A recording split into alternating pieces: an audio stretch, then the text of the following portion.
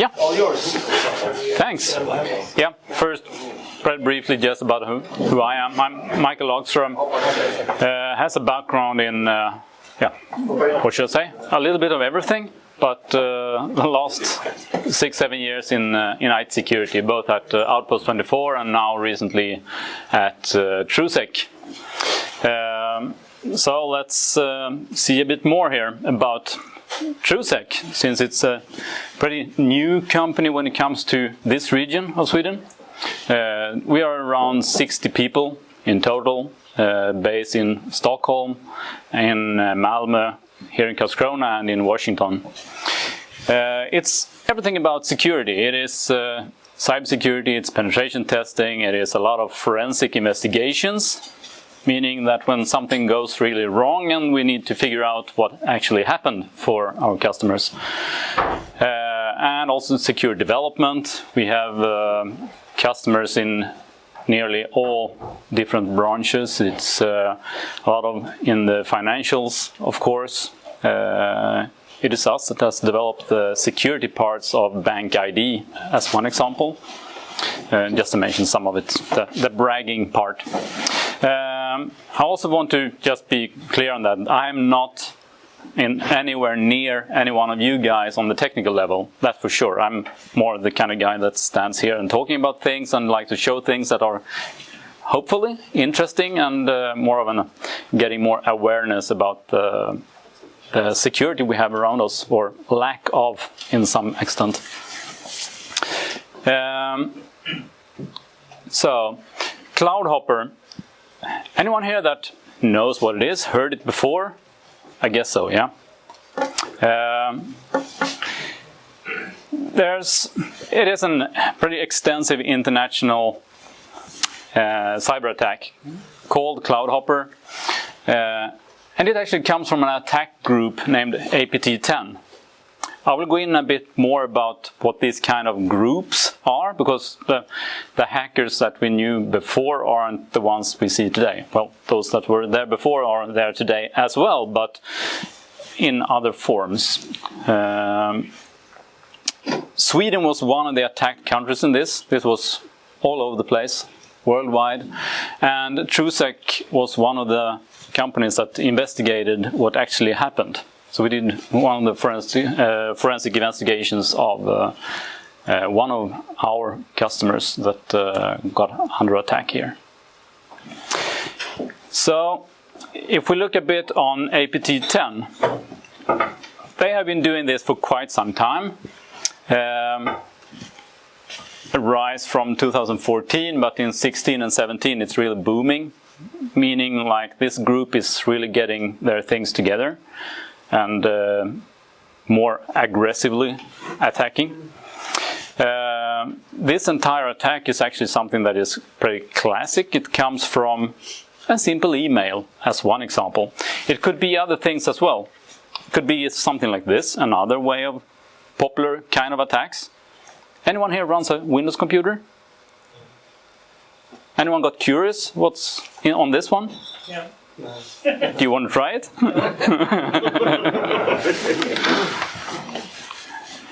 That's good.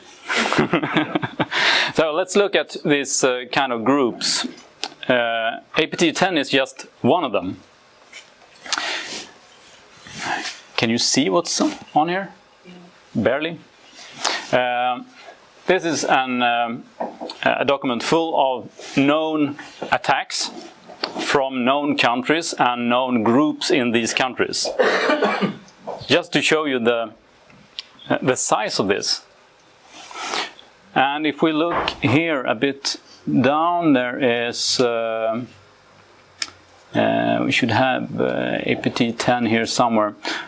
Oh, never mind. There's a lot of them, as you can see, and there's also so we can see what they are called, what kind of tools they usually use, what methods they are using when they attack, what kind of tools that they're using, what typical targets they are attacking, and also some documentation on publications, etc., that is coming up as evidence on that that attack was from that group and that's in that country, etc. So it's pretty well documented in this industry, even though it's not many that actually knows of this.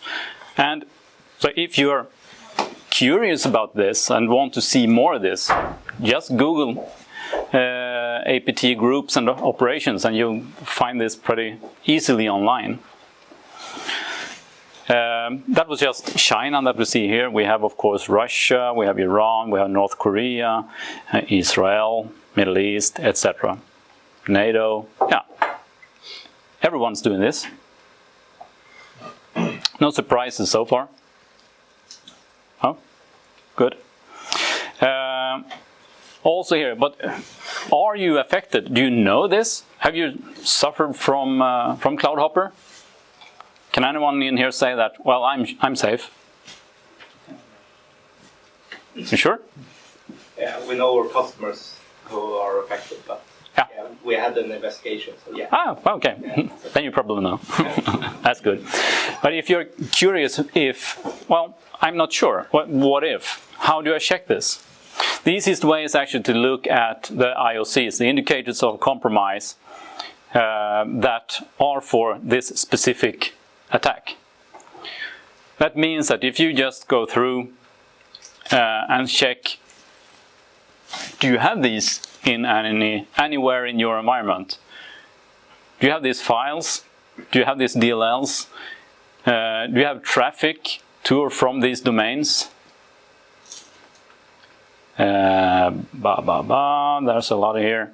Can scroll back a little bit, I missed one there. Yeah, that one, right? Yeah. Or, yeah. So you can, there's pretty much you have to check for here. But it's a pretty good thing, isn't it? You have the document to follow. You have to go through if this is actually something you have or not. It's giving a good clue on if you are there or not. Is that available on internet as well? Sorry? Is that file available as well? Yeah, it is. It is. Both the FRA and MSB has their documentations as well regarding advice what to do after you found out that you were attacked and suffered from it. So you have it's pretty easy to see what you have to do next to be on the safe side. So and so Cloudhopper though, yeah, I was starting by saying that this is a typical click an email or click an attachment in an email thing that started it all. But do people really click on links in emails they get that they didn't expect to get? Yeah, they do. Have you ever clicked, opened an email, clicked on that link, clicked on that file recently? Yeah? Didn't I send you something lost? No, but the statistics are pretty obvious here. It's people tend to click way more than they should. And that is, from the attacker point of view, that is rather successful. And going back to this one as another option, if you can't get anyone to click, well, of course, no one will put this into a USB port of their computer. But it doesn't have to look like this. It wasn't that long ago when there were some of these dropped outside of a business park in Gothenburg. And voila, what was found on those? Could be the same thing that I have on this one. I don't have anything evil on this, trust me, but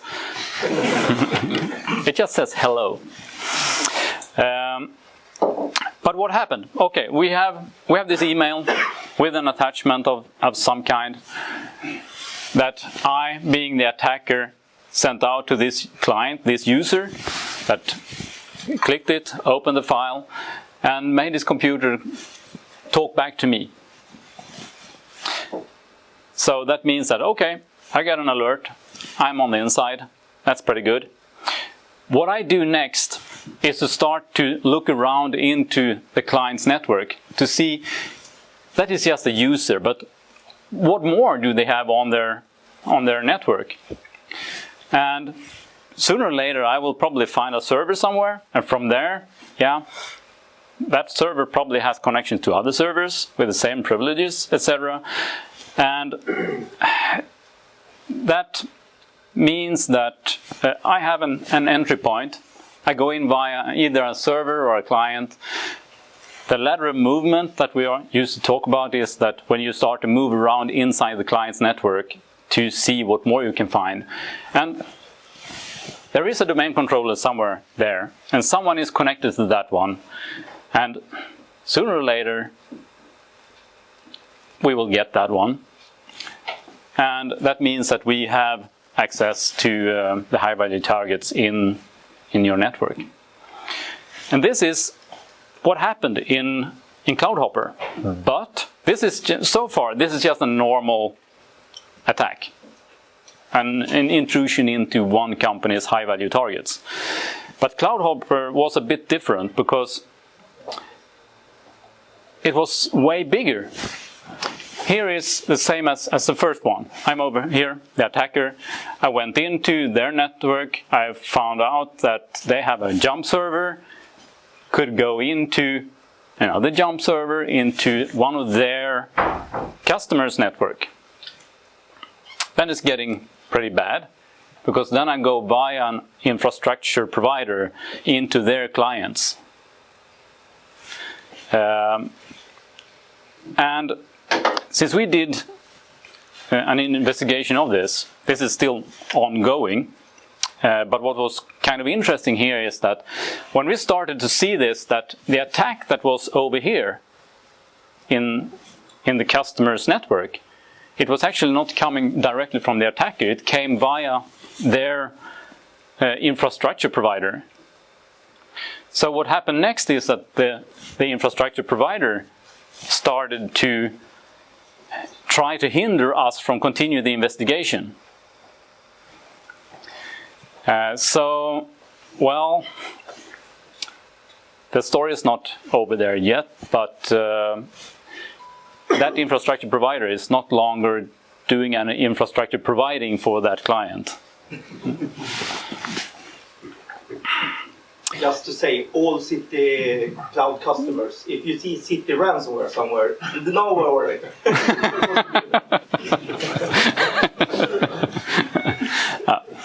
And going back to your question, what we also saw is that the main target that APT10 had with Cloudhopper attacks were military sources.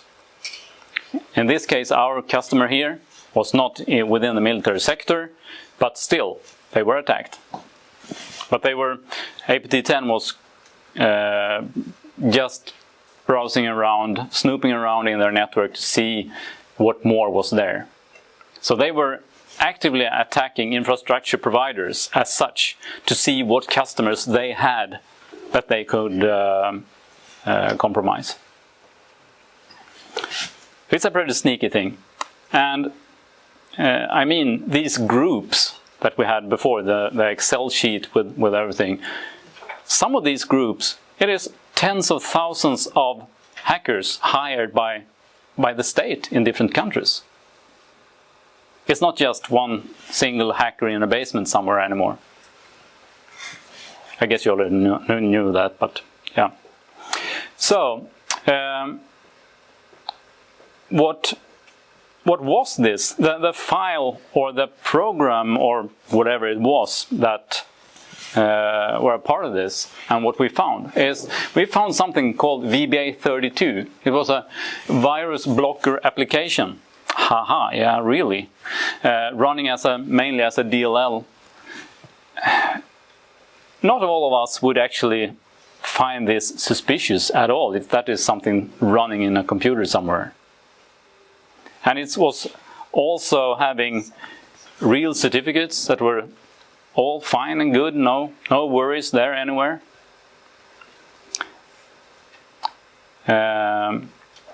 And some of the analysis we did on the target servers, some pretty strange addresses, we saw the lateral movements, some more pretty strange addresses there. But also, well, they weren't really... I think they were trying to have fun as well, somewhere. So, yeah. So, what should we call for that demo devil as well? What do you say? You want to see how this could look like? The real one? So, I'll try to make this as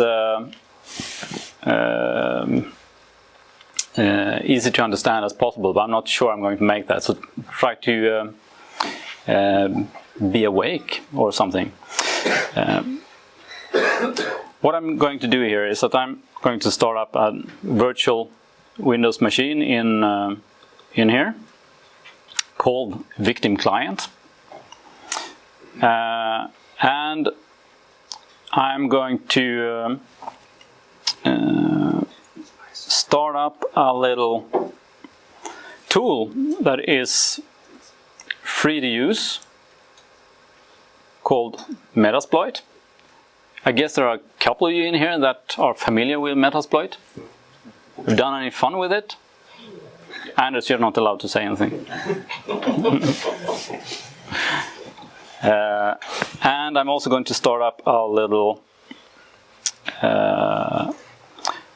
web server, so I have something to listen on.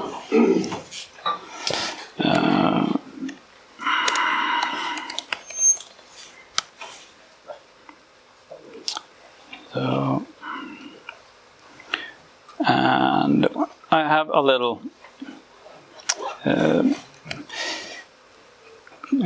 set of code to run in my scary Metasploit.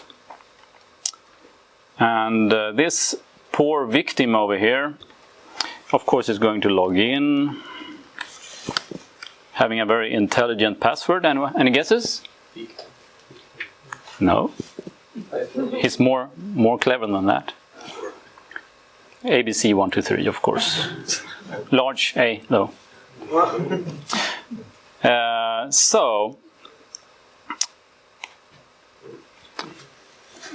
the thing is here now that let's imagine that this poor guy here, the victim, just got an email with a cool picture in it from a friend. A trusted friend, of course. It was Daniel sending it to me. He's a good guy, so yeah, I trust him, for sure.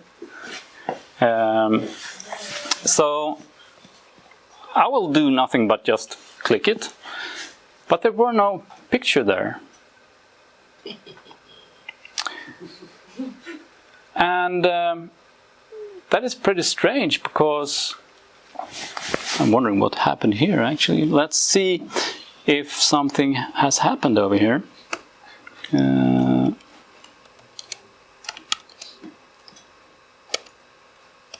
Oh, that was wrong. Sorry for that.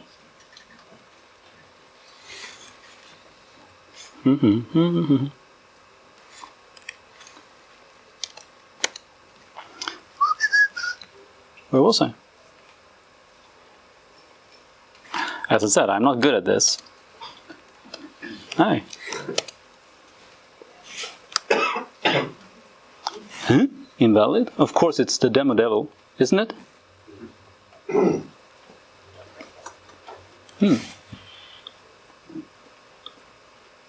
Ah, sorry for that. I forgot to put on the server to actually listen. So let's do that first, and then it will be much better.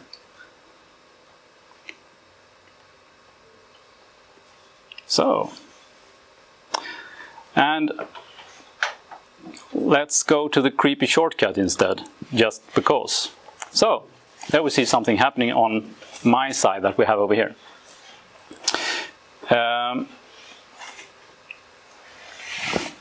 So, successfully migrated to process 3436. Yeah. So let's look at this creepy shortcut, because, or the cool picture, any one of them. I guess that before clicking a shortcut that you have on on your desktop or clicking that picture, do you really go into and look at the properties every time? No, you don't. You probably open it just from the email or just from your Facebook account. And if we look here instead, it looks kind of weird. It's not really a normal target. It's actually a PowerShell instruction to the computer to talk back to my little server listening. But let's see here now. What can we get to know about this guy? Now that we have things there, let's see. Oops. Starting interaction with session number 1. Okay, good. So, who is this guy that connected to me now? Get user ID. Ah, user victim. That's the guy I wanted. Let's see what kind of environment he has. Sysinfo. Okay, that's pretty good. Then I know what more to do, what to expect, what is on the other side. But what I really want to know is, what is he going to do now? And just start to listen. So let's do that. Key scan. Start. So now we have a keylogger over here in the victim's computer. So anything that I do here now is recorded. So let's start Notepad, write something. I'll continue with you, Daniel, okay? It's all right. Daniel is here. You know, it's just nice pictures. Yeah, just like that. And I will save that on the desktop. I have to name it first.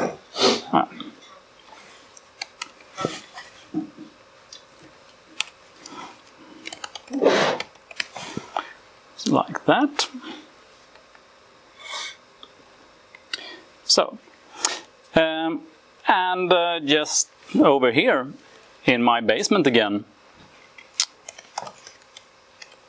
let's see what Daniel did over there.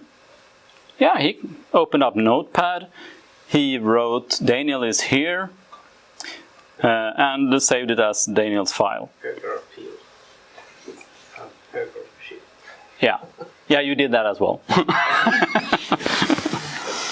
And if this was just an not a virtual machine in my computer, we could, for example, let's take a look at who this is. This will not work now. Operation failed, because, as I said before, it's just a virtual machine. But if I was really into Daniel's computer, it would start up his webcam. Okay, so just imagine over here that what what he does next here in the Cloudhopper is that, yeah, that's right, I have to jump into that other server over there to fix that thing in there. So I just RDP into that one, log in there, username, password, I do a dump. Oh, thank you, Daniel. Off we go. That is exactly how Cloudhopper was going on. And that's nothing new in our world, if we put it like that. It's just here that it's one company that, or a couple of companies, infrastructure providers, that led into breaches in a lot of other companies that were their clients. Yeah? Was it interesting? Yeah? Did it make sense? Was I clear? Even though it's not my normal kind of things that I do every day. I just have all these kind of people around me all the day that do this.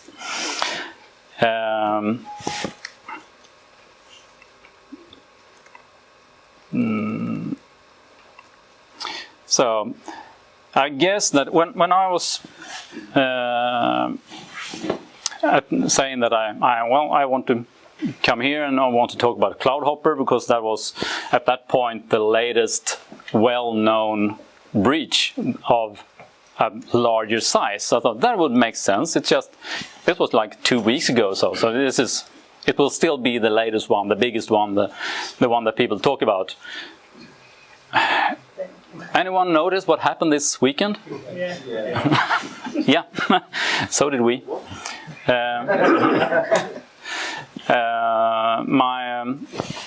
My closest colleague on the not deep technical one has been in the news every day since Friday talking about this. Yeah, that's normal, just as we heard before here today. Patch, patch, patch. That's all that you have to do to start with. The WannaCry thing, it's a lot about that actually. Just to make sure they are updated enough and you close the right ports, etc. I have a lot of more information here. There's some things that probably aren't really true. All kind of things can't really be affected into this. But what's pretty scary here is that at the speed that this really spread.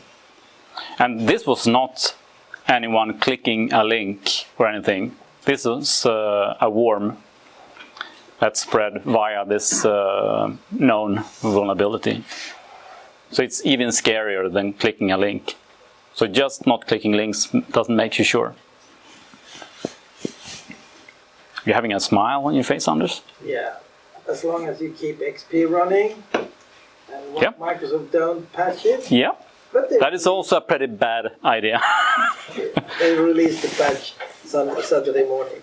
Yeah, but still, I mean the patches for the other entry points for this one came out was it in February or March? So if you haven't patched since February, well, it's May now, and this, yeah, it happened. But what's good here is that for being such a widely spread and large attack with so many victims, there were extremely few that actually paid, which is a good thing. So in that extent, it's a large failure for the attacker. But that makes me and I think it was you and I that talked about that. Was it really that intention for the attack to get money? Or was it just to draw attention to something instead of what you're really doing? I might just be like that because I'm in this industry nowadays, but yeah, it makes you think. These guys usually don't fail. That's a fact. And this is actually the latest from today. That it's actually, I'm not saying it's true, but there are people stating that it's coming from the Lazarus group in North Korea. Also in the APT file I showed you before. So this one will probably be added into that file pretty soon, if it's not there already. Okay. Thank you very much. Thank you, Mikael.